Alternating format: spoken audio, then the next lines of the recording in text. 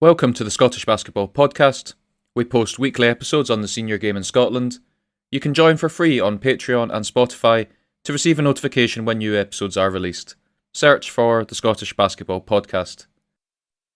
I am delighted to be joined on the first episode of 4 of this History of Basketball in Scotland series, the Cumnock Chronicles, by Allan Turner to talk about the story of the Cumnock Basketball Club. In this episode, I chat with Allan about the pre-club years and foundations at the Cumnock Academy and the first seasons of the club from 1974 through 1979. Delighted to welcome Allan to the podcast. Hi, Allan. Hi there. How you doing, Andrew? Glad to be here. We're going to go right back to the very, very early stages of the Cumnock story. It's back in 1963, and a new principal teacher of PE has arrived at Cumnock Academy. Bill Bailey had basketball connections from the American Air Base at Prestwick and a vision for PE beyond the traditional norms of the time: fitness, rugby, and gymnastics. There's a small problem. There's only a gym with radiators under each basket and an outdoor court at an angle, sideline to sideline, where you're practicing your layups uphill and downhill. It all changes in 1969. There's a brand new games hall, and it's the biggest in Ayrshire. Bill's got a wily bunch with yourself, Tom Campbell, and Roger Stewart coming through the ranks. How did these beginnings at the school lay the groundwork for what was going to come in the Cumnock Basketball Club story? Well, I think Bill had quite a straightforward view of basketball. Quite a basic view, but a good view. If you get the technique right at the start, then the rest will all fall into place. And Bill used to spend hours and hours teaching our players layups. He thought it was the key to the game at that time, and his whole game was built around fast break, get the ball down the floor and score layups. The three Ayrshire Musketeers, yourself, Roger and Tommy, you all headed off to college in 1970. You kept playing basketball and then returned as teachers by 1974. Just one problem: there's no club in Ayrshire to play for. In the meantime, you try a bit of rugby, Roger and Tommy try a bit of football. Then enough is enough, as they say, and in August 1974, a Cumnock Basketball Club starts training at the academy with Bill Bailey as the president. Talk us through that decision to finally establish the club. What made 1974 the right moment after years of no club basketball in Ayrshire, and who else was involved at that time? Tommy, Roger and I all had got that basketball bug and the basketball drive from playing our college basketball, National League in Glasgow. We were not ready to give that up. We weren't ready to travel to Glasgow. I continually travelled to Glasgow in order to try and to play for ourselves to play. So it's quite selfish in our own minds. We decided that we're going to develop and grow our own with the knowledge that we had Bill Bailey producing players from Cumnock Academy in the background. Your first season in 74-75, the team is playing in the local league. The squad comprises, as you mentioned, a mixture of yourself, former pupils, and current schoolboys in the Cumnock Academy, and Roger Stewart coaches the team. Unfortunately, the local league's organisation is a bit weak and it's a shaky start. You already knew you could do better with the amount of talent that the academy was producing. What was that first season actually like on the ground, the logistics, the learning curve, and the realisation that you needed to step up to national competition? It seems straightforward, I've got to say. We just got started, all of us, training and playing, and we were really pleased to get these young guys from Cumnock the opportunity to play beyond school level, which was a big challenge for them. The training went really well. I thought we handled games pretty well. We had to get used to organising and getting games hall ready and things for games. But apart from that, it was pretty straightforward, and we did all right, but we knew we could do better with more training and more time. Your second season in 75-76, you've stepped up and you're playing in the National League Division 2. You'll finish the season 5th. The team is playing games on Sundays. This was your main opposition that year, the Bannerman elite side from the east side of Glasgow. They're edging you out in close games as a stronger, more experienced team. The next generation in Cumnock is stepping up with Mitchell, Smart and Morrison starting to come through. How much of a reality check was that jump to the National League that season? And what did you learn from those battles with Bannerman about what areas Cumnock still needed to develop in? Well, the Bannerman team were quite close to us, but they had a couple of extra scorers who could do the business on game days, whereas we had only like 3 experienced players and dealing with younger guys who sometimes found it tough when the game was in the fire. But apart from that, we had a really good relationship with the Bannerman boys, and it really became a bit of a challenge for us to make sure that we could get close to them, so that we knew in future that we could overtake them at some point going along the way. Jump to next season, you're back in the National League Division 2. This time you finished third. Very credible result for a fledgling team. You're also building a more regular crowd for games on Sundays at the academy, mainly your pals, parents of the players, and a few local fans. By your own reckoning, for the first time, you've now got a bench to match your opponents. Bannerman, still your bogey team, but you're running them and leaders Sterling close. Third place at the end of the season feels like real progress. What changed between finishing fifth and finishing third? Was it the talent maturing, or did something shift in how the team operated that year? Our young players matured. They got better, especially on shooting consistency. Challenging Tommy Campbell every lunchtime at shooting competitions for Mars bars doesn't half hone your skills when you're a young man. The drills and the tactical practice started to pay off. It was no longer 1-on-1, it was more teamwork, and now other teams couldn't handle our team plays, and that made a big difference. Your fourth season in 77-78, National League Division 2, and you again finished third. Now your focus is maybe slightly more turning to the off-court development and asking what sponsorship and finance is needed to take the club to the next stage. Your home crowds are hitting a couple of hundred in the academy, and you're creating a great atmosphere. The realization starts to dawn that maybe the raffles and the coffee mornings aren't cutting it anymore. How did you navigate that transition from piecemeal fundraising to seeking proper sponsorship for the first time? Well, it was lucky for us initially that Tom Campbell actually met with a Curry's director, a chap called Jim Wilcox, and this conversation actually got and secured us the major sponsorship. That sponsorship means we could now afford to get Americans, which actually started to even the playing field for us against our other teams in Scotland who had Americans at that time. More people came on board this year as well, especially to help out teachers like Ian McCullough and Ian Essett, who both taught in Cumnock and actually ran teams in Cumnock as well. And there was a big move with them in particular to do more fundraising, and more organised duties were shared between more of us. We also started to bring in primary schools to spectate at games at the weekend, and that really boosted our standing within the community. As you mentioned there, the moment that Tom walks into Curry's and that famous Cumnock Curry's brand is born with full financial support and the iconic Sunburst logo strip. You've got a friendly against a travelling team from Rhode Island. You hosted the Curry's Invitational Tournament with Boroughmuir and Stockport, our leading British sides at the time. How transformative was having Curry's on board beyond just the money? How are the players and team continuing to develop at the same time? And maybe talk about a couple of tales from that period as the American era began. I can't remember exactly how we ended up with this Rhode Island team visiting. I think it was to do with Basketball Scotland. They'd contacted Basketball Scotland and said, do you have some teams that we can play?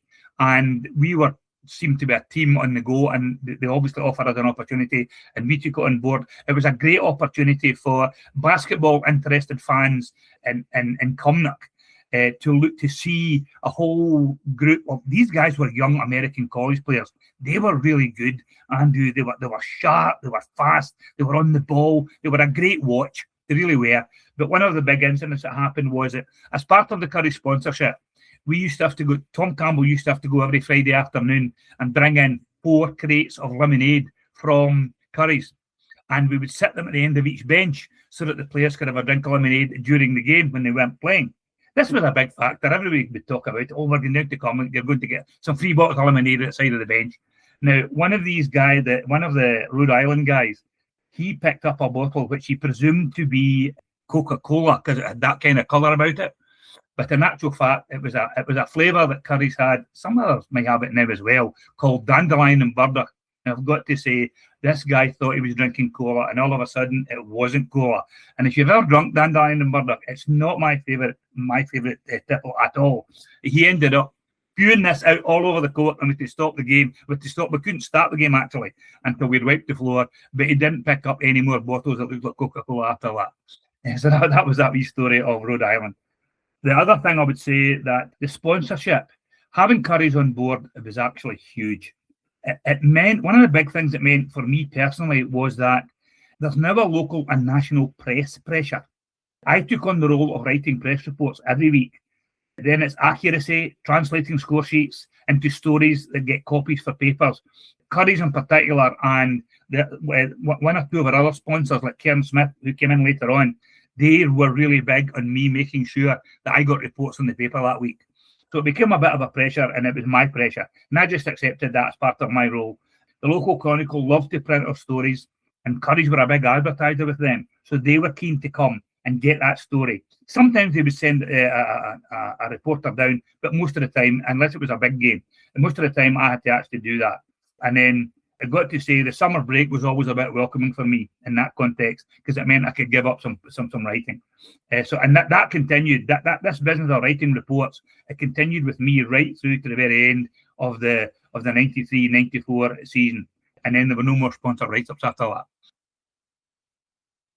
Your fifth season as a club in 78-79 was your first in National League Division 1 with promotion, and you'd finished the season in 7th place. This is the era when the American players really begins, with the sponsorship from Curry's, the Central Garage, the Dumfries Arms Hotel.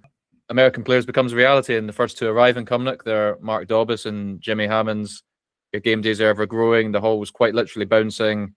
Maybe talk us through the experiences of Mark and Jimmy, and I suppose what was it like having Americans for the first time, trying to compete in those early days in Division 1, and how did you manage their expectations with reality? Well, it was all really exciting and great to start with. One of the things that Jimmy Hammond told us before he got there was that he could dunk the ball. And it was quite, we had nobody in our team who could dunk the ball at this time. So we thought this was quite good. And Jimmy arrived in the games hall and he tried 3 dunks and he couldn't manage any of them. And the reason was that the Cumnock floor, it wasn't one of the modern floors. It wasn't wooden. It was concrete. It was some kind of concrete with a vinyl top on it. And all Jimmy said was, listen, I can't jump on these floors when it's so hard. Take me through to the gym and I'll show you a dunk.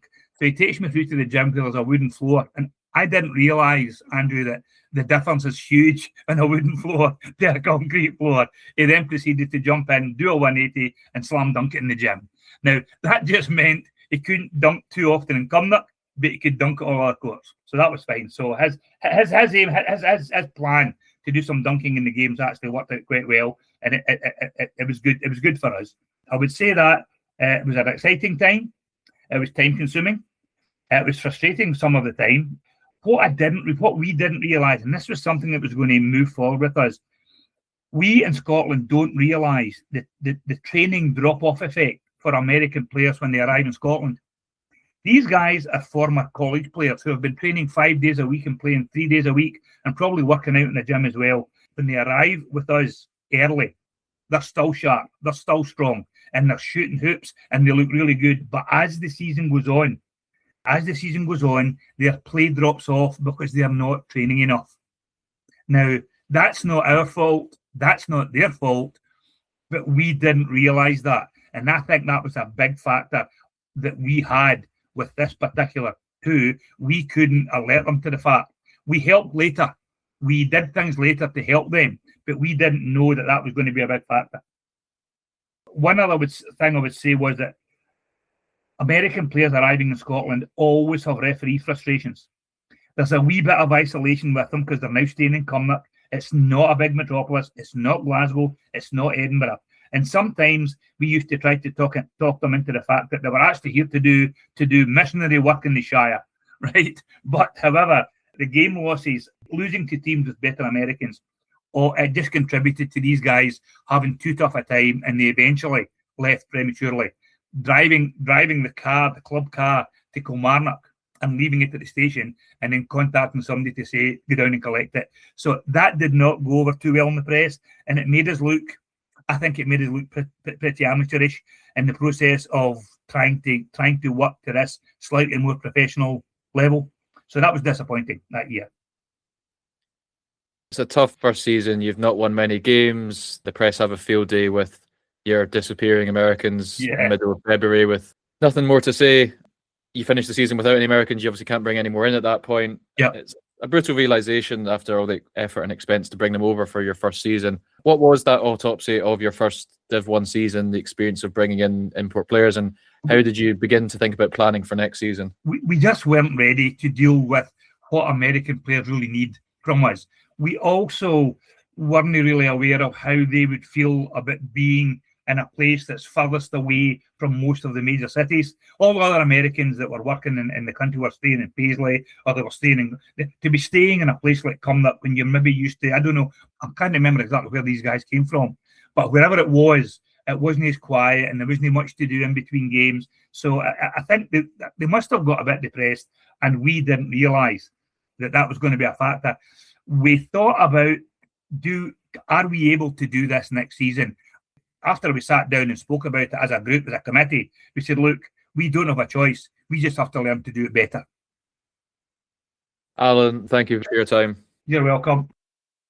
In the next episode, I chat with Allan about how the club recovered from their first foray into Division 1 through seasons 1979 to 1983. For more episodes on the senior game in Scotland, join and subscribe to the Scottish Basketball Podcast for free on Patreon and Spotify to receive a notification when new episodes are released. Search for the Scottish Basketball Podcast. Thanks for listening.